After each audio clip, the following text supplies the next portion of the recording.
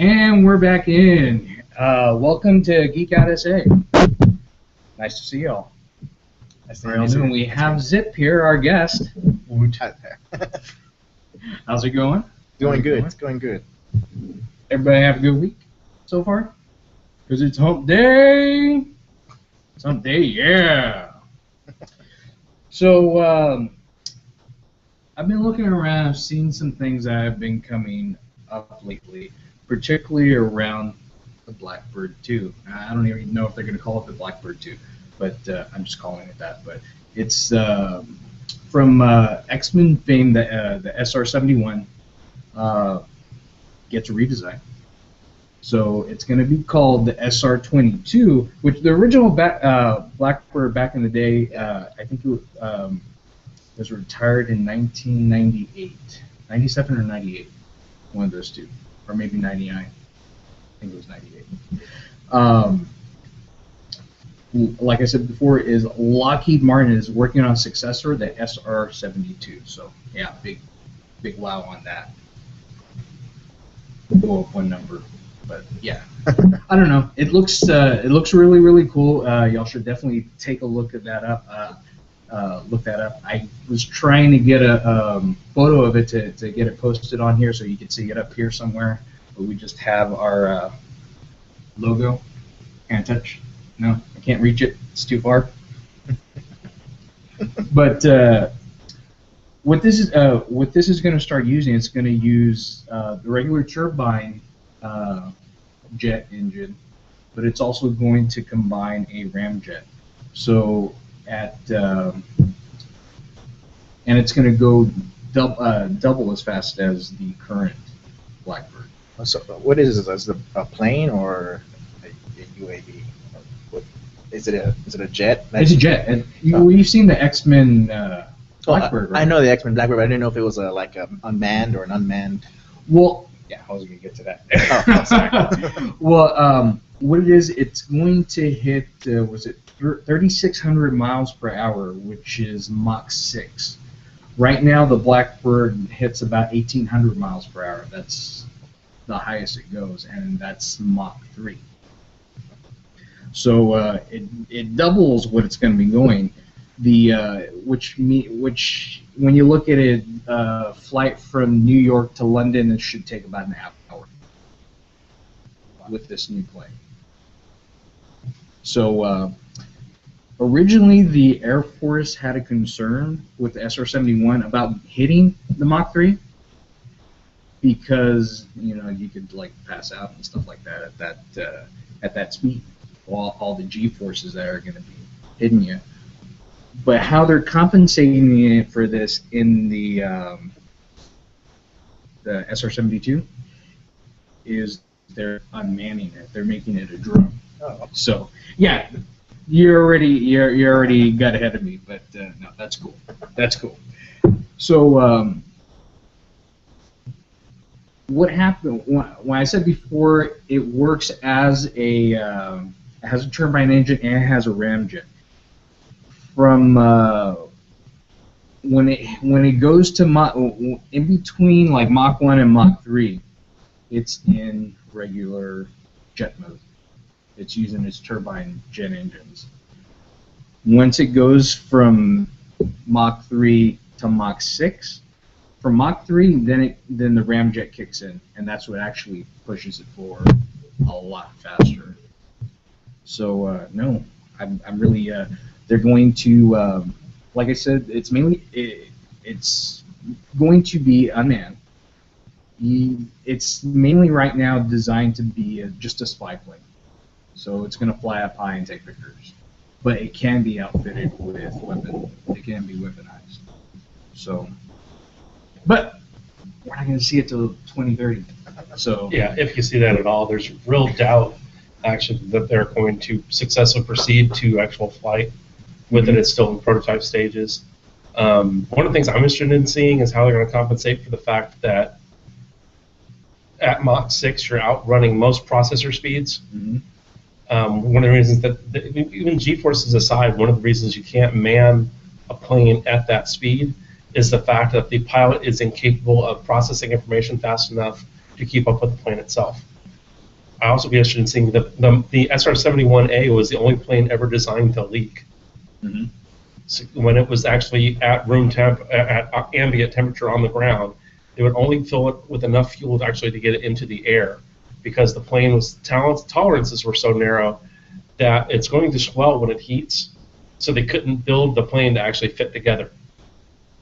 So they would be leaking fuel as it's taking off. It would get airborne, wait for the skin to heat up, and that would actually make the plane fuel tight at that point. Nice. And then they would have to refuel in flight to get up to whatever the destination was going to be. So I'm wondering how they're handling that, because you're back to that. Remember we talked a few weeks ago about the soda can problem. Mm-hmm. This is another version of the soda can problem. Huh. Having the ability to get it into the air without the weight of the fuel actually prohibiting escape. So Yeah, that would kind of be a big problem. Yeah. Yeah. What I've been thinking about it is that what's happening with it, Lockheed Martin is actually funding all this research that's being done for it. So they're getting the money themselves and trying to push it forward to see if, hey, government, buy me. So yeah. we'll see what comes with that. It looks, from the concepts that I've seen so far, it looks really, really cool. But it's not black right now, like the black. Like, Do you know why the SR-71A was black? it's doesn't it have something to do with the absorption of the radio waves? Nope. Nope. Because a 4-star general showed up at Lockheed Martin Skunk Works and said it should be black. Stealthy things are black. Sweet. And it was because of this misconception he had that you're not going to suspect anything with a giant black silhouette in the sky all of a sudden. Is the stealthy things are black. That was the whole thing behind that. Have you seen the SR-71A in person? Yes, I have. I actually did. I was working in Elgin, Texas, and they had one on the back of a flatbed. It was one of the decommissioned ones. They were away to the Smithsonian Flight Museum. And I kept hearing people going, dude, the Blackbird's actually down at the football field. You got to go down to the practice field. Like, right, yeah, It's Elgin, Texas. Nothing happens here but sausage. So I'm not believing a word of that. But I get off work finally. It's like 9:30, 10 o'clock at night. It's like I got nothing else to do. There's nothing to do. 75 miles any direction. I'm gonna go to the practice field. I get down there and look, and there's an SR-71A Blackbird on the back of a truck. This is too cool. So not thinking at this point, I just drive right up in my old 73 Impala. And all I see here is and just flashlights from everywhere. I have never had, before or since, that many guns pointed at me at that. Wow. I just kind of waved, threw it in reverse, backed out slow, But yeah, that's my Blackbird story. Cool. Anon 9389 says, so how does the ramjet actually work? Well, I would imagine it's kind of like thrusters, because it's not spinning with the turbine at that point. When you're hitting the speed, it's like putting on the nitrous, From what I understand, and I only understand a little bit of it, but I have family in the business, so to speak. Mm-hmm. From what I understand, that the concept of a ramjet is the matter of how pressurized the air is going into it. It's almost like a turbo, like the same concept of a turbocharger, mm-hmm. where it's the highly pressurized going into it, which means by the time you accelerate it with the turbine blades on the ramjet as well, that it exponentially increases the amount of output thrust. But again, that's what tenuous grasp I've got on it, so I'm entirely prepared to be wrong. Mm-hmm. Yeah. So you heard it here. We might be wrong. Or at least Mike might be wrong. Yes. But yeah, that's really cool. I know I have an actual role-playing game character named Blackbird that was kind of derived from piloting a Blackbird. So that's my connection to it. That's why I've always liked Blackbird. Even before I even read anything or saw anything having to do with the X-Men. Cool. So that was my thing. Not like the book says, a ramjet looks like a rookie skater. Toe pick. Ramjet the rookie. Yes. I know exactly what you're talking about. I don't. It's an old movie. It's an old movie. You know? It's probably before your time, Vivian. Quiet. Crickets. But no, Mike, you were going to bring up something really, really cool. I'm really, really interested in it. So bring it up. This is just kind of too cool for words. It's got a little bit of feels, but a whole lot of geek in it too. A father has actually successfully, mind you, 3D printed a prosthetic hand for his son. I just think this is so cool, and it looks pretty cool too. I'll throw the link up on the chat here while we're talking. But yeah, it's apparently a home 3D printer, and Paul McCarthy, not McCartney, McCarthy could have bought a hand. Paul McCarthy was looking for an inexpensive but functional prosthetic hand for his son Leon. Leon was born without fingers on his left hand. And Paul found a video online that actually had a free pattern for a prosthetic on it. And he said, well, let's try that. Downloaded the free pattern, just ran it through his 3D printer, and actually managed spending around $2,000 on the printer. So he's got a pretty good 3D printer, but still $2,000 is not bad for one of these units. So the materials cost him about $10. So you know, $2,010. He managed to come up with a prosthetic that would have been tens of thousands of dollars in cost.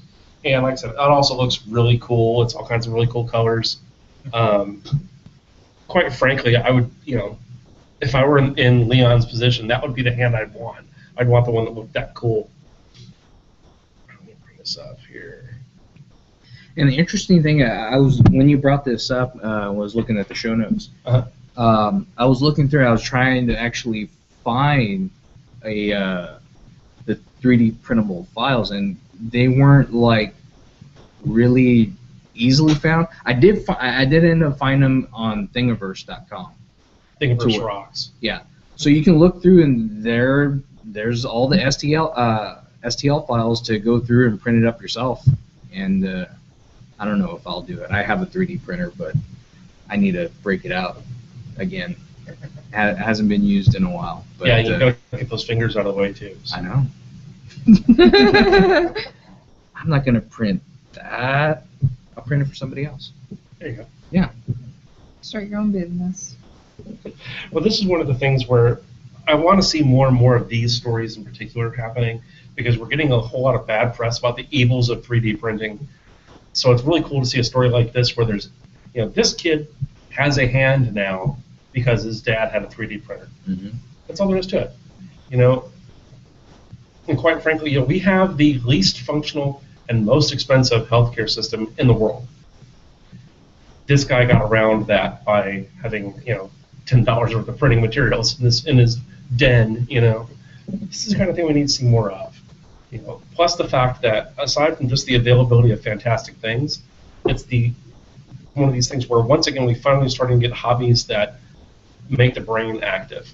We're starting to see hobbies where people are wanting to apply new skills, new technologies, new things, and just say, hey, I wonder if I can do fill in the blank.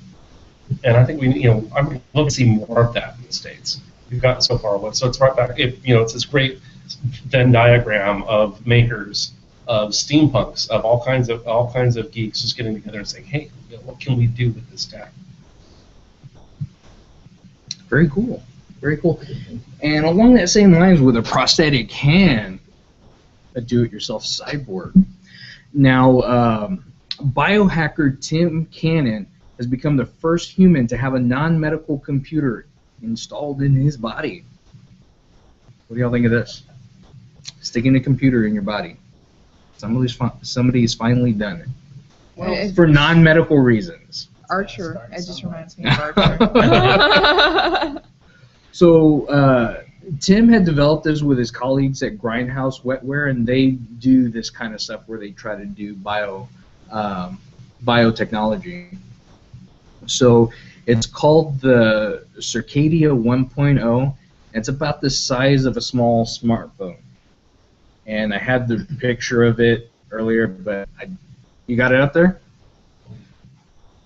We'll get it up there in a little bit while I'm talking. But you'll see it's right under one of his tattoos. And they do an incision in there, and they implant into his forearm. They separate the tissue to where it makes a pocket, and then they slide it in. Kind of gruesome. Graft the mechanical parts. I know somebody else did something similar, but his skin actually grew over, and his muscle actually grew over the parts. Like, I wonder if that's an issue at all with these guys. Well, with that, I mean, it's mainly what's happening with that. It's all self-contained. It's the device is built on a Arduino Pro Mini, and it also utilizes the wireless charging.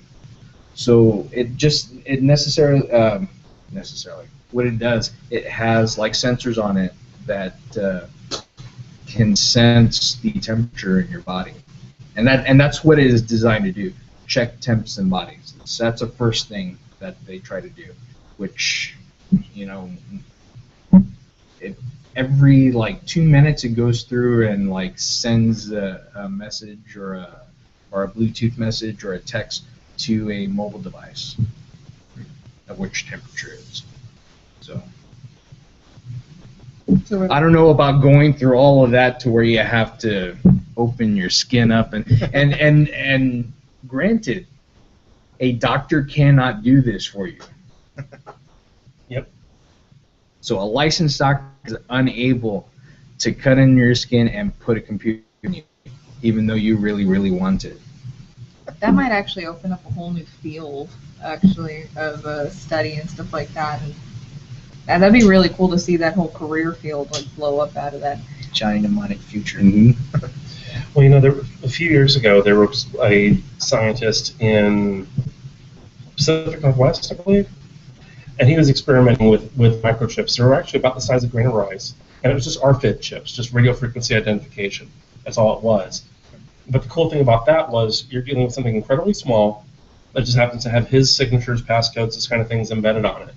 And as he would walk down the hallway, the lights would pick up his RFID signature in his arm. So the lights would come on and go off as it passed. As he'd walk into his office, his computer would automatically turn on and greet him. As he was leaving the office, it would say goodbye and turn the lights and then power down the office for him at the end of the day. All of this functionality from building the facility around the chip rather than building a device trying to get all your functionality out of that. Now I'm thinking if you've got an Arduino unit that's that large, then you already have the capacity to be doing something more than powering 3 LEDs and telling the temperature. Mm-hmm. You can it's an Arduino. You could be set. You can actually program an Arduino to give you physical mailbox. Mm-hmm. There's all of these things you can already do with an Arduino, so it's kind of like, why not do that first before you would embedded it in the arm and then wait for functionality later? Yeah. I'm sure they have reasons, but I just can't get my head around what they would have done. The cool thing about it, like I said before, it does charge wirelessly, so you don't have to plug in like a USB cable or anything like that. Oh, okay. So that is kind of cool. Yeah, you can see the LEDs, and that shows you when it's like sending information and whatnot. But the Grindhouse Wetter has already claimed to have a pulse sensor design for that board. So he's going to get another. They're going to cut them open again, take it out, and then slap in the new one. And so it's going to have temperature and pulse that you can take from time to time. But I don't know. I wouldn't want to do that to my body, but I do want to. You have the image up there, up here? It looks freaky. All around? It's all around. You can check it out right now. You can see that that incision that was made there and how it was stitched up. It doesn't look really well done. Now, the guy that did it is another body modification enthusiast. So, like I said, a doctor can't do it, but this guy can, or I don't know what the legalities behind it is or not. But well, there's consent involved, so. Yeah, the whole Hippocratic Oath kind of prohibits the experimental body surgery stuff. the future version is said to be made available to like the body modding community for $500. Wow.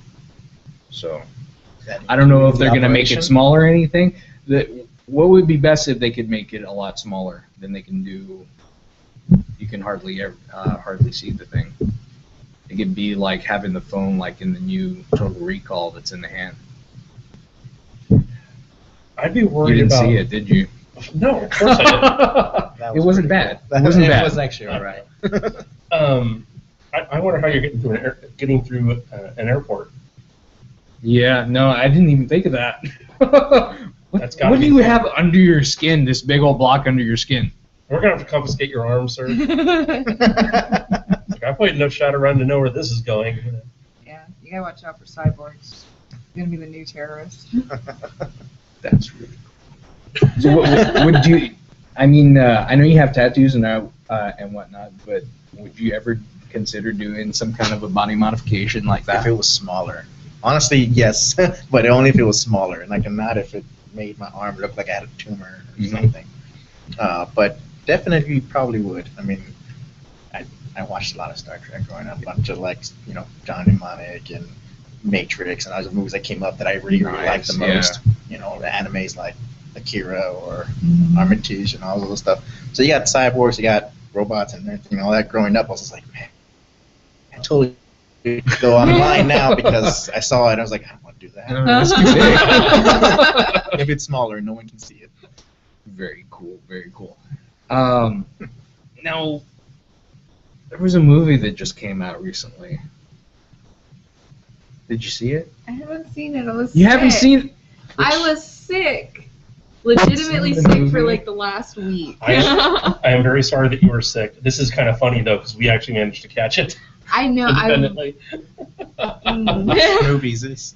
I didn't read the book, and I loved it. He would. I knew he would. It was awesome. It kept me on the edge of my seat, not because it was necessarily thrilling or exciting. It's just it was so gut wrenching of everything that happened. You're just like, And we were talking about Ender's Game. we are Oh, talking. okay. Yes, yeah. This whole time, Yeah, like- we're talking about Ender's Game. Because he's like, what movie are we talking about? I have to say that it did allay a lot of my concerns that we talked about last week. The tension is there, the pathos is there. It is very much his story as opposed to just, look, sci-fi story, look, sci-fi action movie. Yeah. It pulled that off. It really did make you feel for him. It made you feel for that world. It's very much a sympathy for the devil kind of a storyline, which is exactly what it needed to be. Yeah. I won't go into a whole lot of details and things like that because I don't want to ruin it for you. You need to have that experience untainted. But I can definitely take some of that trepidation off your shoulders, I think, and let you know that it's definitely an Ender's Game story. One of the things I do want to mention on it, though, is a lot of people, including my wife, were avoiding seeing the movie on the political reasons of not wanting to put money in the coffers of Orson Scott Card. We covered enough of that. I won't go through all of the whys. The stories were out there. We've shared them. We don't need to go over that again. What I did find out, though, is that he is making zero money from the box office on this movie. When he signed off sold the rights to the production company, everyone figured that, okay, well, he's going to get a part of the back end. Nope. They gave him an upfront fee, a salary, and an executive producer credit, and that's it. Wow. So he's getting nothing from the back end. He's getting nothing from the box office. He's making no other proceeds off of this movie other than what they paid him basically for the rights. Do they do that just for political reasons? Do you think that might have played a role? But because that's his namesake, is the whole Ender's Game series. I think, frankly, that if I had to guess, I would suspect that it was just a bad business decision. I think it's his first movie, its first adaptation of any credit. I think that he just dropped the ball. Yeah. I think he just did. I think it was bad business as much as anything else. I'm sure that agents probably don't want a whole lot to do with him at this point. So I don't think there's probably a whole lot of people in the know in his corner at that time. And if you're not going to ask for the studio for something, the studio's not going to give you that something. Yeah. And he probably just didn't know enough about the business going in to make that deal. Mm-hmm. The upshot of that being that anyone that was avoiding seeing the movie wanted to see it, but were avoiding it because they didn't want to give him money after coming out with his political views. Now they can actually do that with a clear conscience, go out there and see the movie and make your opinion about the art in and of itself. And it's a fantastic work. Yep. Now, I don't know, because I've never read the books, is that just what's included in the first book, or does it go beyond that? It's been so many years that I don't know. I'll probably And I'd go hate, back and see. I'd hate to hazard a guess and spoil it for Viv. It's awesome. Yeah, it was great. Yeah, I have to say, it's been decades since I've read the books. Mike Brown has read them far more recently, and so we kind of came at it from different angles. I'm not a complete newbie to the storyline, but as opposed to him, who's very, very well versed in it, we both appreciated the movie. Wow. So I think that speaks pretty well. I have to say, honestly, it's probably in my top 10 science fiction movies ever. I liked it. It was very cerebral. Yeah. So I don't know how well it's going to do in the long run. It only did... Because cerebral movies don't tell me about it. do well. I know.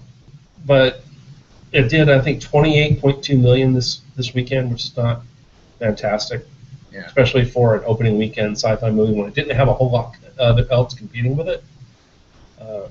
So it looks like any hopes for sequels are pretty well already tanked. But remember, we said this exact same thing this year about Pacific Rim, because its opening numbers and its stateside numbers were horrific. However, then it went through and made one of the highest grosses in history because of the foreign sales. So that I can still see that happening here. Because Pacific Rim, brand new property, and then you've got Ender's Game with all of that history. Once it gets into countries that are a little bit more accepting of separating politics from, separating the politics of the creator from the art they create, then I think then we could see another major spike in its foreign sales, and that may save it. They have very organic places to go with sequels. It deserves to be a franchise, I think, on its own merits. But yeah, the low ticket sales and that connection to card and all the illusions of how much money he's going to be making off of this, that could very well have killed any hopes for seeing follow-ups. But there's also, like you said, there's a chance of a spike, and I say that one because people who aren't usually even into same things as I am, basically, but have been saying, "Oh, I really want to see this movie." So I think they're waiting it out to kind of see how. Like I just found out from my friend. He texted me and he said, "Oh my God, it was actually really good," and so we're kind of waiting it out to see, is it going to be okay or is it going to be terrifying for fans of the series or just in general sci-fi people who kind of like trickle in afterwards. I think the masses are going to be disappointed in it, that it's not as thrilling as it looks in the previews. It's just action. The action isn't there because there's not a ton of action, but there's a whole slew of emotions that come from it that make someone that appreciates that kind of stuff, that gets them to feel that. Well, I don't know, because we have a whole lot of the suspense thrillers in the U.S. as well.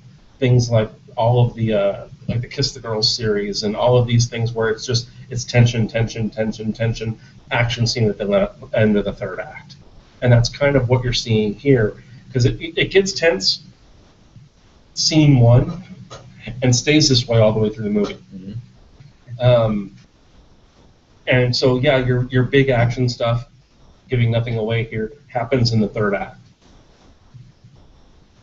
But I don't know. I could see it working if people actually show up to the theater. And right now that's going to be the problem.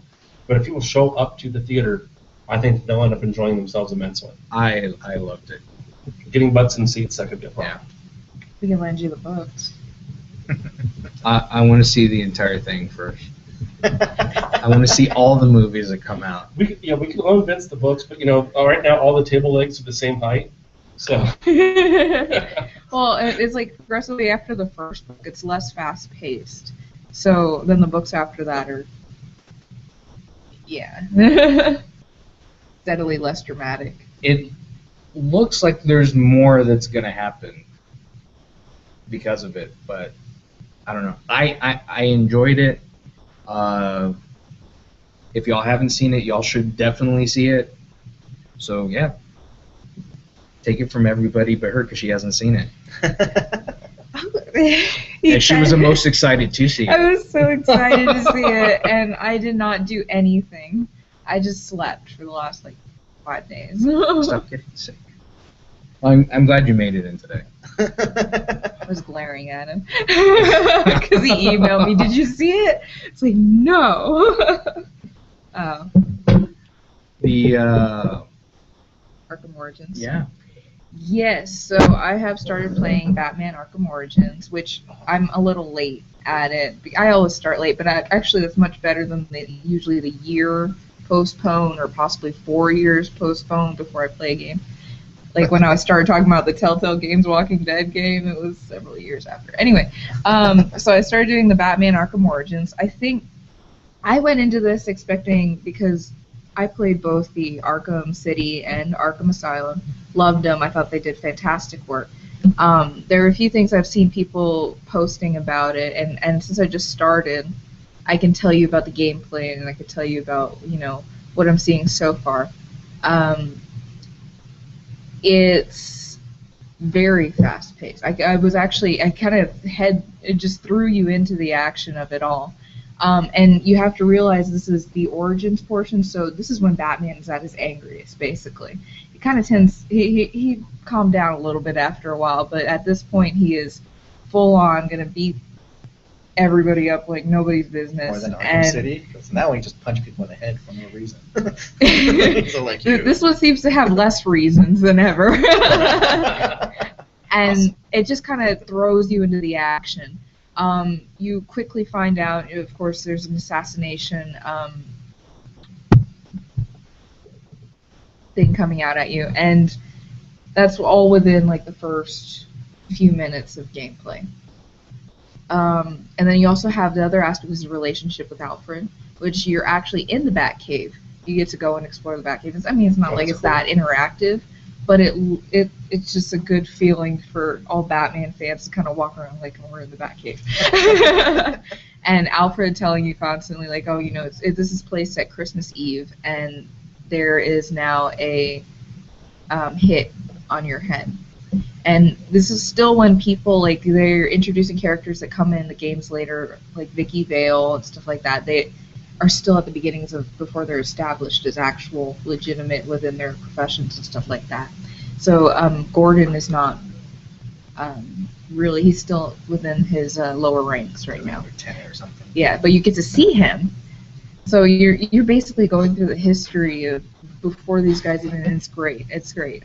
It's super exciting. One of the things that I've heard was one of the problems with people was, and this always comes up, is the Joker's voice.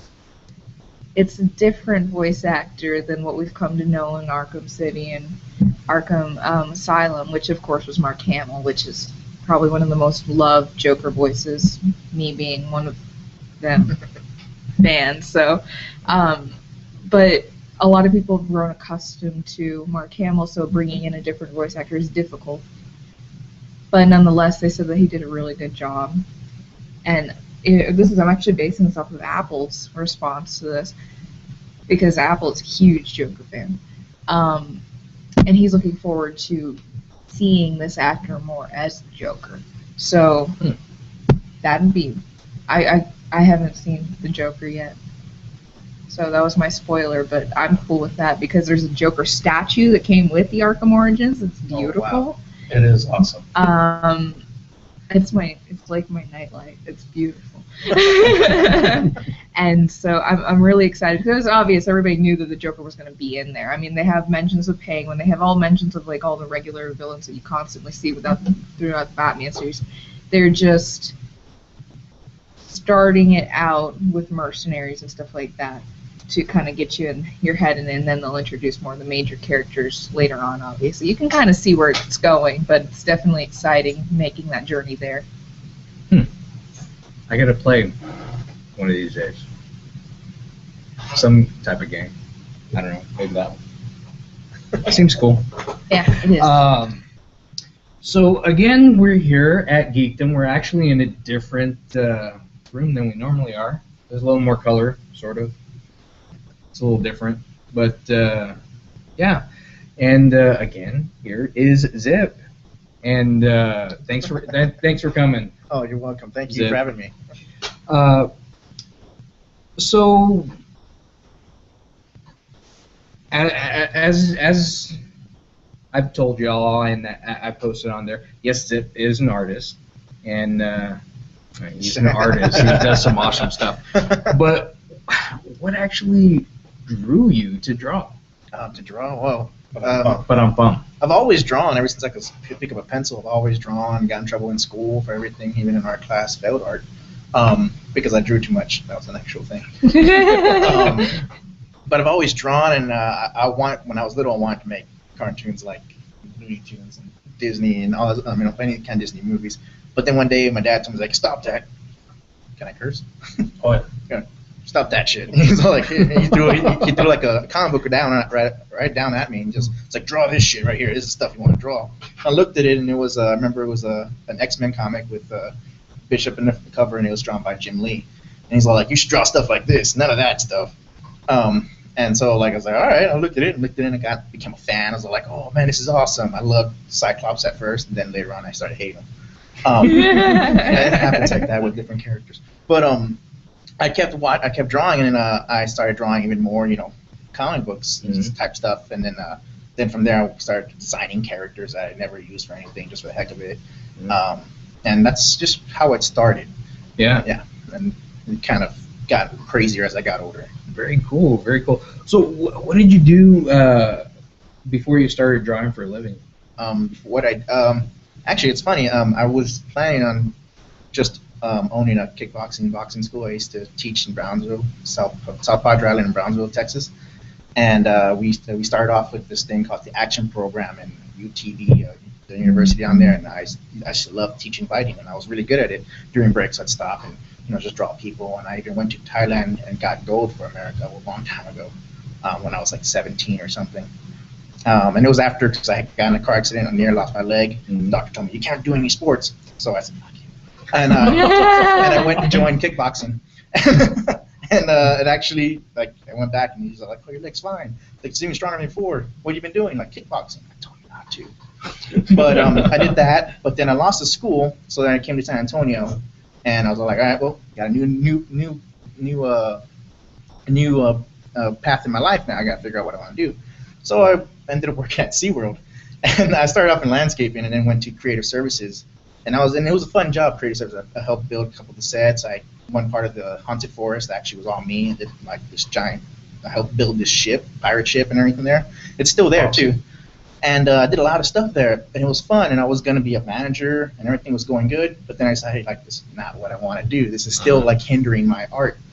So I just told him I quit and paid for my 2 months of rent for my roommate. I was like, hey, I'm going to San Francisco. So go when? Right now, in a couple hours.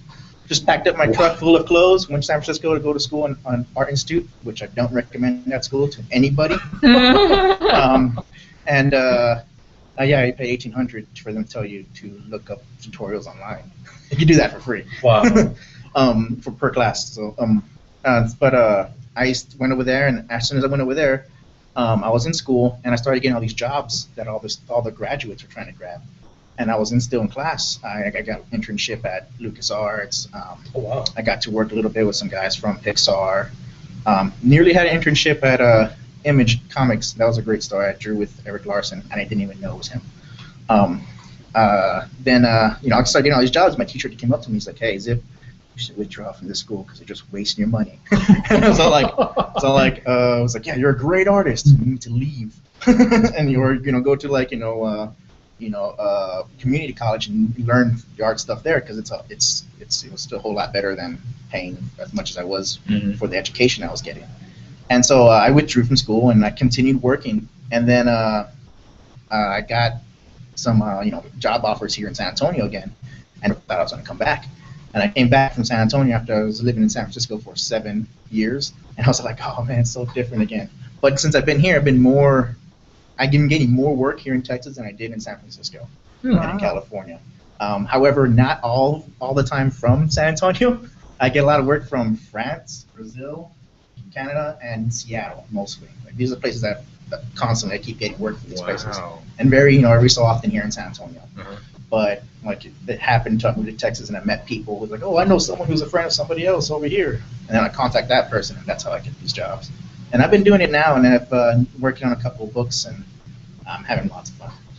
Very cool, very cool. Now you have a distinct style in your art. What other artists have you drawn inspiration from?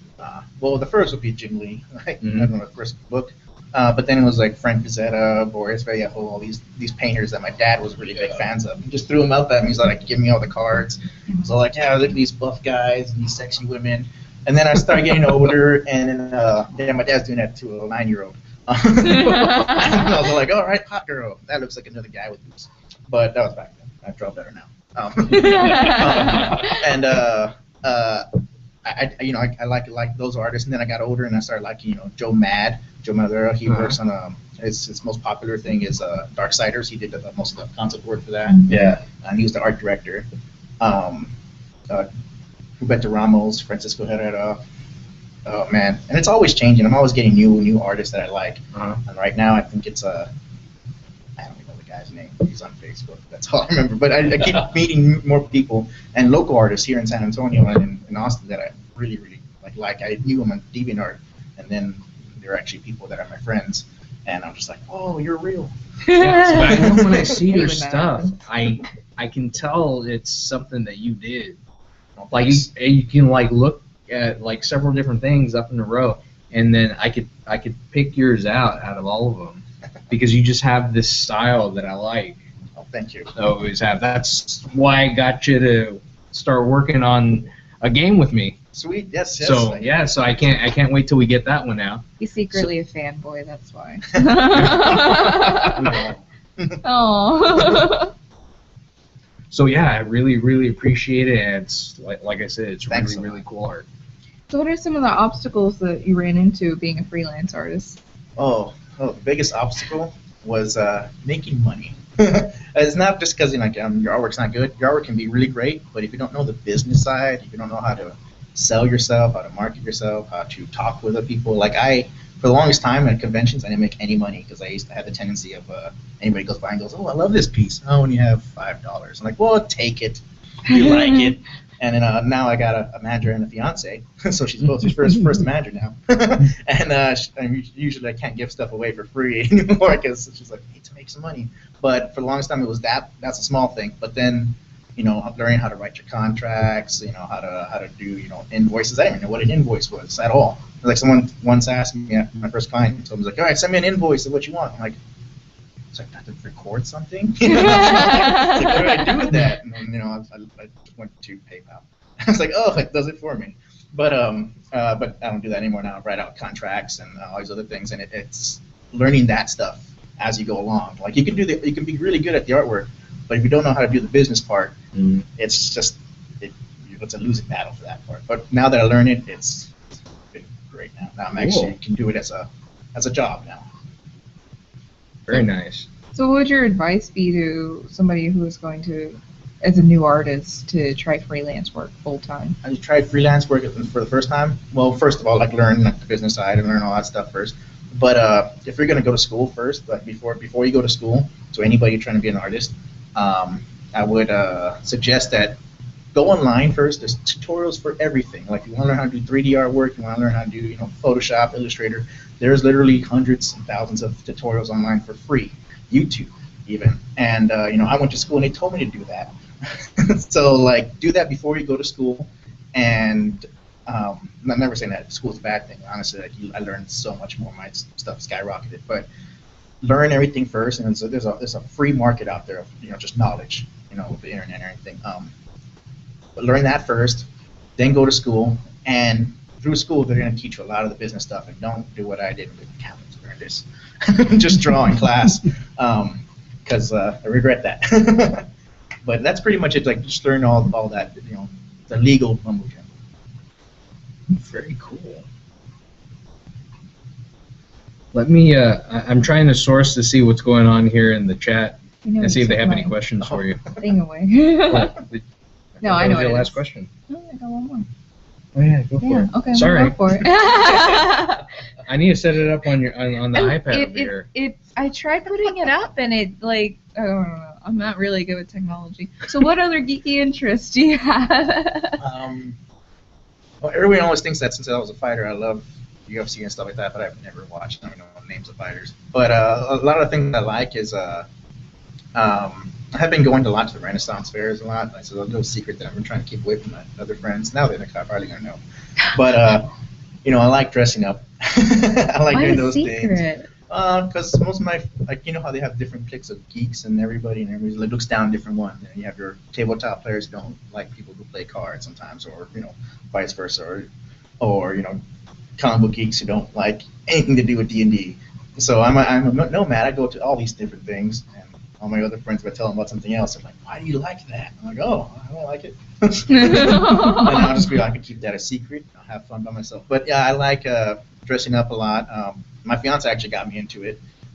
She took me to Renaissance Fair, and I was just like, "What is this?" And then everyone started calling me Lord, and I was like, "Now I like it." Calling me Lord. So Nice. that just takes someone to compliment me, and I'll get into it. I'm pretty thankful. But I like that. I think all artists are vain Yeah, in some sort of fashion. my comic book has my main character is based off of me and my dad, so like there's all that stuff. But I like dressing up for Renaissance Fair, games pretty much. I really love games and film. Like I've actually originally was trying to get to school for film, but I couldn't because I wasn't ready yet, so I went to animation, and that's where I am now. But I like film a lot. I used to help direct a couple of films in high school where we did Halloween films for the school, and now I'm still part of the film community here in San Antonio, helping out as a PA every so often, or a storyboard artist, or an animation animator, art director, and all those stuff. I've been doing that a lot here in San Antonio, and so pretty much everything entertainment. You got your film, dressing up at Renaissance fairs, and comic books, and no, Dungeons and Dragons. I play that a lot, but that's a given. So he's a super geek too. Yeah. So he's awesome. We love him. Very cool. Well, what other projects are you currently working on? Oh, currently right now, I've been working on quite a few. Like this past year, I picked up a lot more than I was able to handle at first, but now I'm just knocking them out and kicking butt. But I'm working with a company, a production company called Thunderfrog Studios, who are working on the books for Zombie Orpheus Entertainment. And Zombie Orpheus Entertainment, if you love tabletop games, card games, role playing, they do a bunch of films based off tabletop games and the like, and it's more like comedy and everything. But they're doing the comic books based off of the card game and the movie. And if you ever look it up, it's called Gamers Hands of Fate. It's on YouTube. Looking up Zombie Orpheus Entertainment, and the comics I'm working on with them is called Countermain. And at first I thought I was just doing a comic, but now I found out I'm doing the concepts for all the different races and characters. Oh, wow. And they're going to use some of the artwork for a card game in the future. I don't know the name of the company. There's so many names of this group that they've been throwing out at me, and I'm just like, so who am I working for? But I said those two, so those are the main ones I see all the time. Yeah, I've been doing a lot of it. It has a lot of there's a race of elves, dark elves, who are all steampunk. There's military. As it should These be. guys called the displaced, where they're from 1920s Earth. Earth, the base, they're soldiers, American soldiers, and they get put into this other world. So I designed all these guys. There's tons of dragons that I got to design, which is great. Man, so many different races. There's the different names. There's Arkansas, this kind of like human magical race with, and so like I've been doing a lot of these different concepts, and it's been real fun. And designing airships and entire cities. I'm trying to figure out everything that I've done for this. Awesome. So it's been a lot of work, and that's only one project. So that's with them. They're also going to be publishing my own book called Crimson Blade, which is a sci-fi space opera. Awesome. And it's the main character's name Carlos. He's based off of me. The ship captain is named Zip, based off my dad, because he's the first Zip. And he was like, "If you're going to name someone Zip in your comic, it's got to be me." I'm like, okay, can't fight with your dad. But he's my biggest critic. He's pretty cool. But I'm working on that. I'm also working a couple of artwork for a film called Now Hiring that they've been filming here in San Antonio for a while. It's had its ups and downs, and now it's production's finally moving along.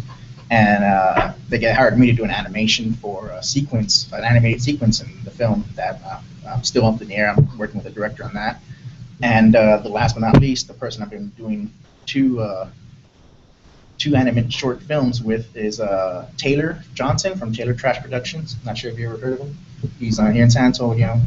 He works on radio as well, some station. But if you look him up on Taylor Trash Productions on YouTube, you'll find an animated short that I did with them called King Lion, which was a Lion King animated kind of thing mixed with Hamlet, because that's where it's inspired by. And it's Simba pretty much saying the soliloquy, but they really wanted me to draw him kind of buff and standing on two legs, so it's just a buff lion saying a soliloquy in front of an elephant graveyard. And it looks really cool, and I suggest you guys look that up on YouTube if you can find it. It's just called King Lion. Awesome. And I'm also working on another one with him, which is going to be more of a Dr. Seuss inspired Little Nemo type thing. It's called Unipus. And I've been trying to make it so that it isn't too sexual, but it's about a one-tentacled octopus who's like shunned. And the hardest part on that was trying to figure out how to make that octopus swim without making it look like a sperm. Because he's like, "Oh, kids will love this." I'm like, I would love it. A bunch of college students would love it, but I'm not sure about the kids. So we're kind of like going away from the kids part and just making it more jokey. But it's another animation I'm working on, and it's gonna be pretty cool. Hopefully, it will be out by January. Is what we were aiming for. But we'll see. That's awesome. We do have some questions from the chat. Puggy D asks, Zip, have you done any work for video games or pen and paper books? Yes, I actually done some stuff for a game called Fistful of Magic with a company called Ghost Jack Entertainment. Mm-hmm. They're in San Francisco or San Jose, one of those two. And I did a bunch of turnarounds for the villain, which was a rock cowboy, some buildings, like I did a refinery and a mine refinery, and it was all steampunk too. And an inside of an indoor of a bar. I did a lot of stuff for them. I also, when I was at LucasArts, we were working on a game which they didn't tell us what it was, but from what I gathered from everything was Battlefront 3. But then it got scrapped, and I think now it's picked up by somebody else. I think EA. But when I worked in them before, this was like when I was in college. Like everything I was drawing, I did a lot of lightsabers, like maybe 90. Probably one of those got used as a character that falls and dies in the game Force Unleashed 2. Mm-hmm. That was the only time I did a bunch of pillars and walls. So there's some really cool pillars and walls, hopefully. Wow. A lot of asset artwork.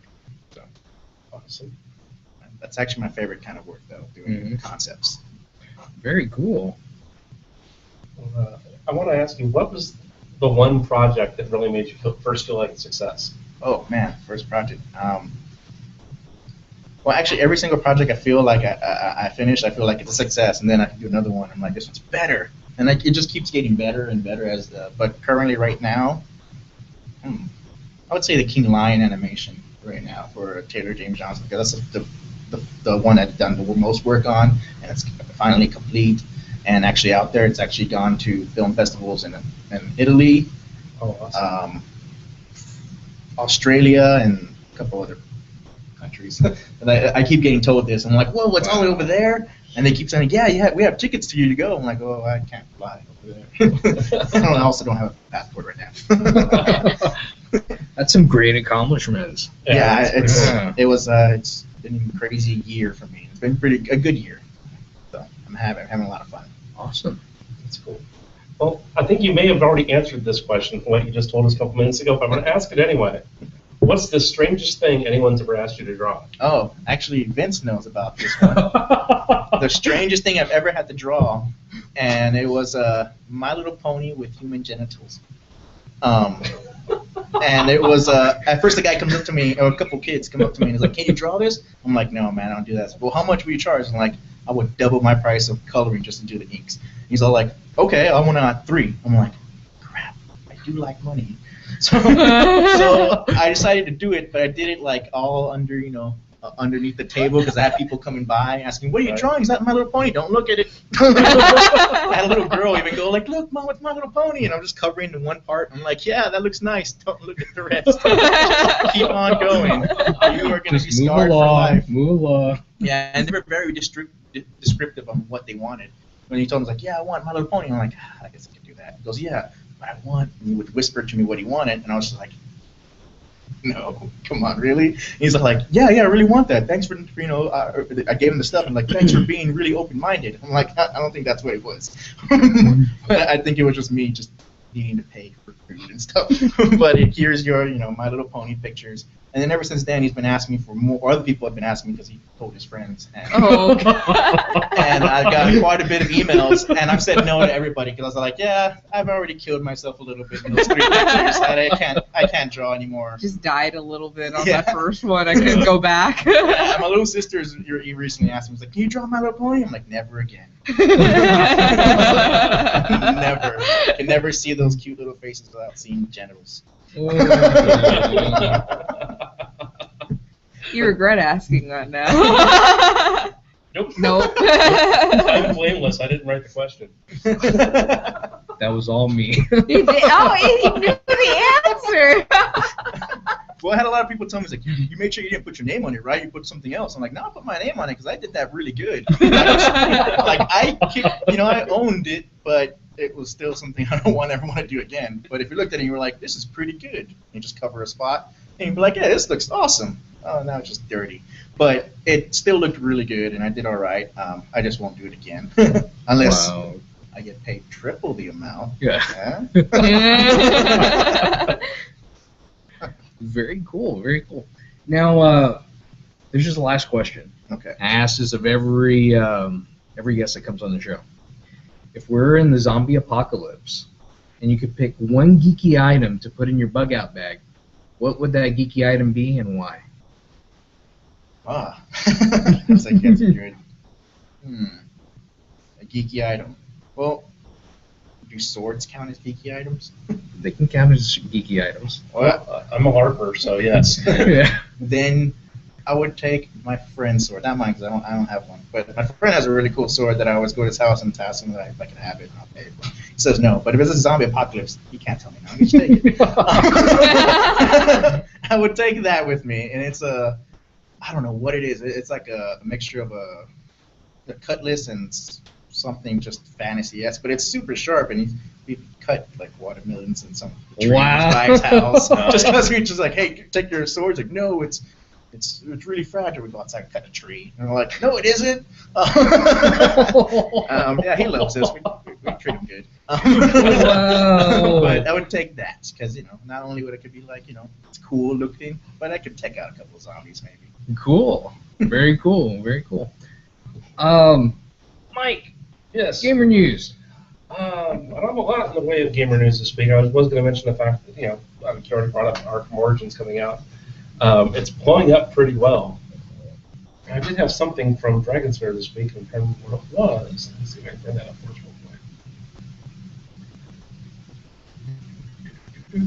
This is good audio, isn't it, folks? Watching me look things up for me. It's wonderful. It's great, and we're having. Are you able to hear us on your headphones that you have on your head right now? Yes. So you split off there? Mm-hmm. That's awesome. Yep. So now I can tweak as we go for a change, which is made my life a lot easier. I don't know about anybody else's. We're looking all cool now because we have mics. Relatively. Oh, one thing I did want to bring up, actually, that I thought was pretty exciting. I mentioned several episodes ago now a project from a Kickstarter artist that was doing a deck of playing cards called Calaveras. Yeah. It was Day of the Dead artwork, but done in the style of the period.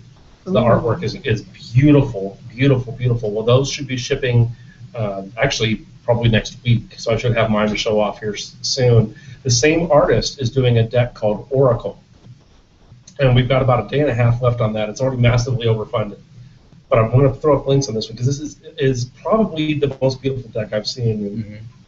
You know, Vince and I both collect decks, so we nerd out over this, but this one is Geek out. Yeah.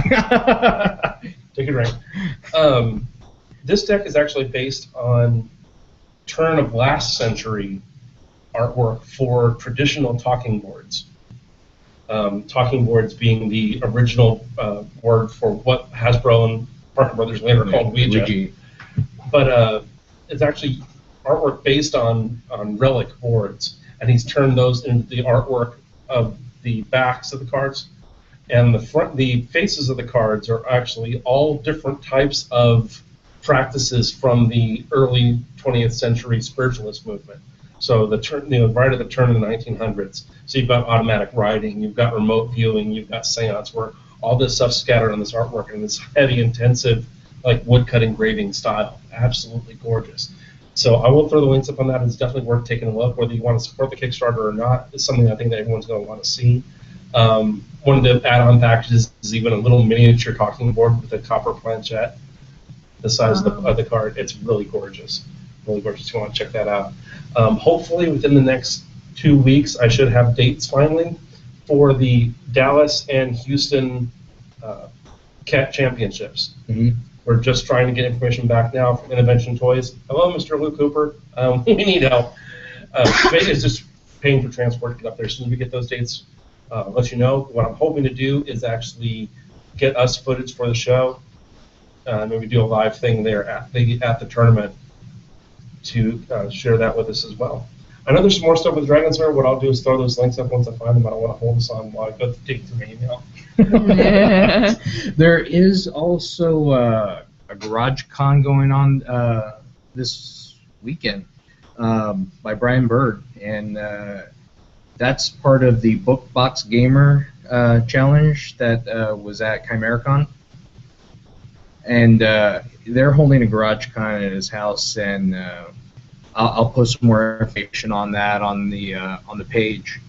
And what have we else? Kaedecon. The what? I actually went and looked it up while I was sitting here.